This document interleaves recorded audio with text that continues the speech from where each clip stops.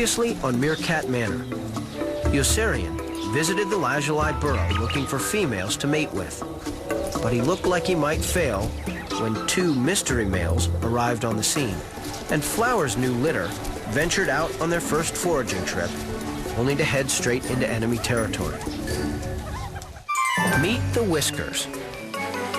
Flower, the leader of the group, Zaphod, her dedicated partner, Yossarian, his troubled brother, Mozart, the wayward daughter, fearless grandson Mitch, the playful kids, and their ever-present enemy, the lazuli. This is Meerkat Manor.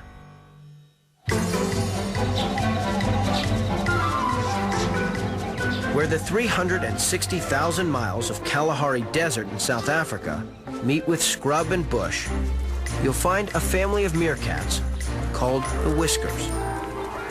At only a foot tall, these tiny animals may seem defenseless. But for meerkats, size doesn't matter.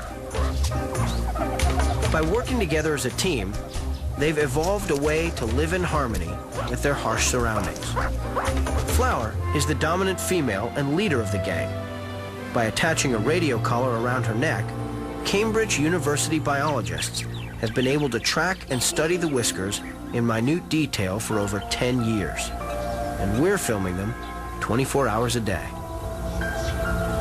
With rival gangs of meerkats approaching from far and wide, looking out for each other is becoming more important than ever.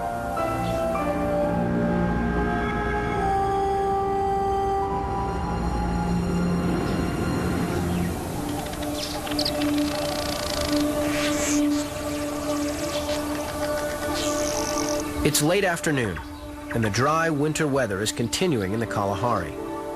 Even though it's winter, temperatures can reach more than 90 degrees by early afternoon.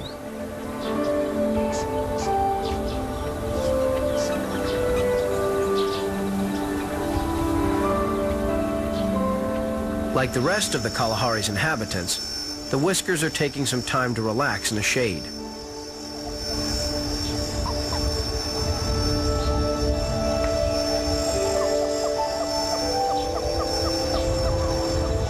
It's a welcome rest for the pups.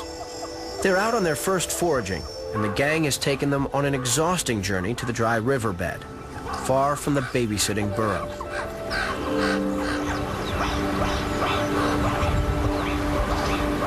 But there's only time for a cat nap, because resources are scarce. When the siesta's over, the group slowly wakes up and becomes more alert.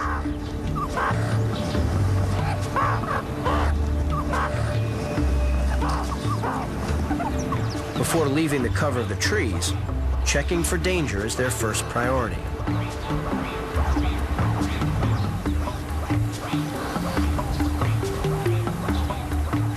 With the coast clear, the gang heads out to continue their day's foraging.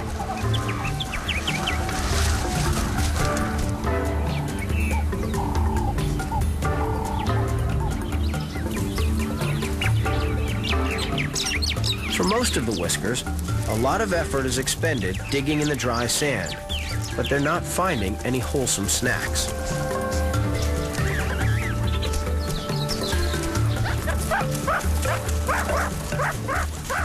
No matter how much the pups beg, the adults are finding barely enough food to feed themselves, so the pups are going to stay hungry. And after such a long journey, they're in desperate need of sustenance.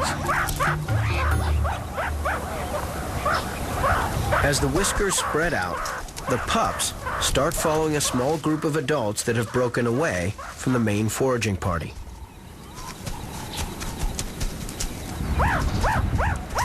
They're being led into the heart of commando territory. Although this could be a foolhardy venture, it seems to spell good news. Foraging here is paying off.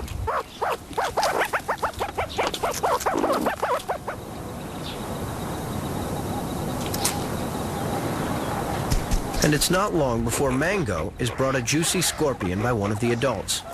It's an irresistible delicacy for a little pup.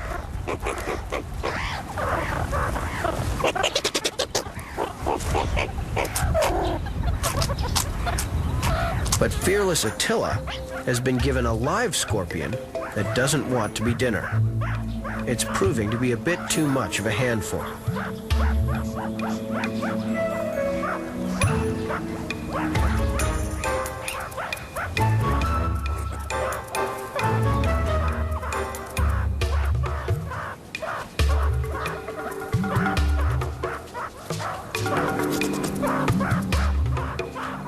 It's only after Mozart disarms it by biting off its sting that Attila's brave enough to eat it.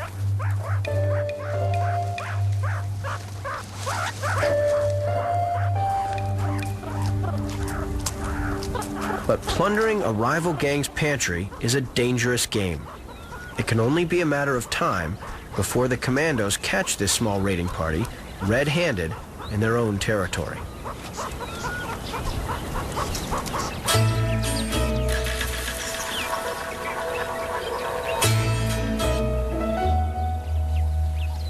The Splinter Group aren't the only ones taking a risk by blatantly spending time in another gang's patch. Yossarian's sticking close to the Whiskers' great rivals, the Lazuli, although he's there for a very different reason.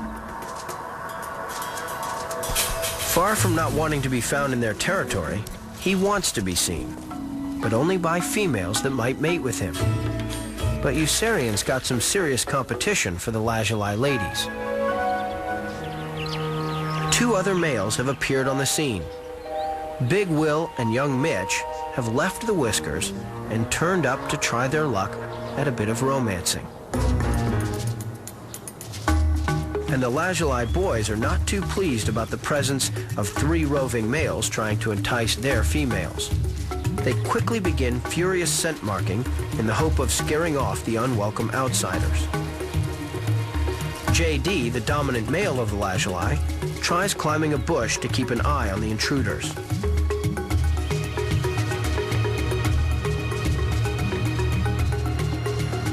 While the other Whisker males have created a distraction, Yossarian quietly looks on.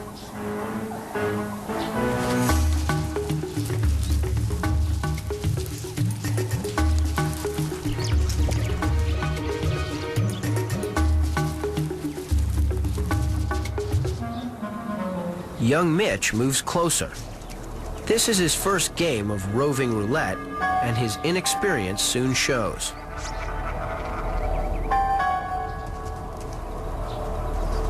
In his eagerness to get near Lazuli females, he's ventured far too close. While he has his eye on a Lazuli lady, J.D. breaks cover and gives chase.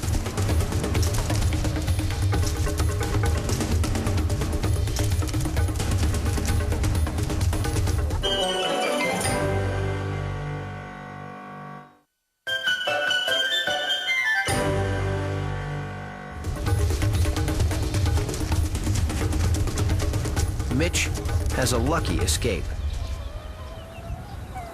Yossarian doesn't bat an eye. With Mitch and Big Will causing confusion amongst the Lazuli, he might just be able to sneak in.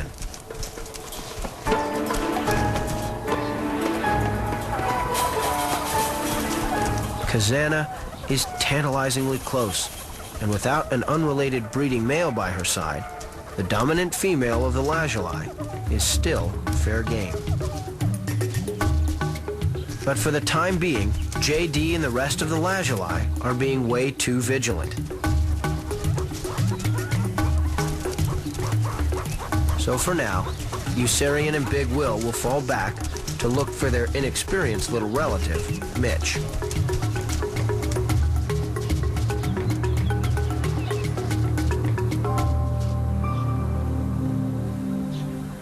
Unlike the Whiskers boys, the pups have had a successful afternoon. Foraging in Commando's territory proved fruitful, and with full bellies, the small Splinter Group are heading for home. But they're not safe yet. From across the riverbed, a gang of meerkats suddenly appear, tails raised in a war dance. The splinter group quickly lead the pups to higher ground. Vastly outnumbered, this small and vulnerable gang has little chance of being able to defend itself. With the enemy fast approaching, it looks like they could be in for a fight for their lives.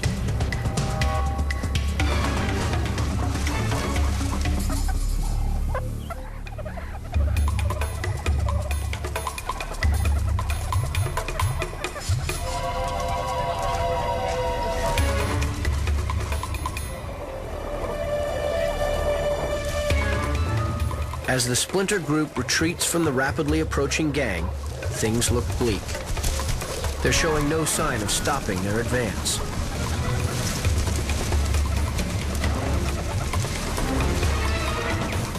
With Flower's pups in tow, the small group can't make a run for it. But when the seemingly fearsome gang gets close, it becomes clear that they're not a threat after all. It's only the rest of the Whiskers, and what appeared to be a potentially deadly situation turns into a happy reunion.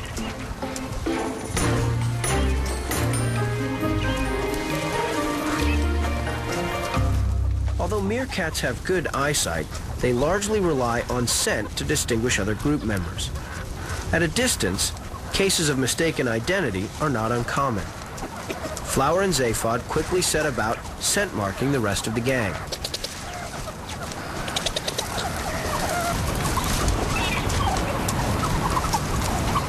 Reinforcing group scent is as important as grooming in underpinning the Whiskers' close family bond.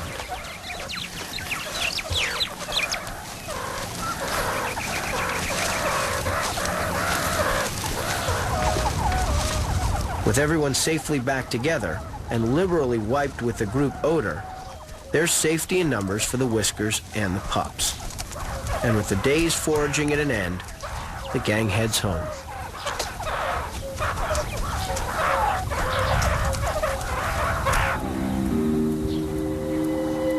But the Whiskers aren't the only tired predators that have been on an exhausting hunt for food today.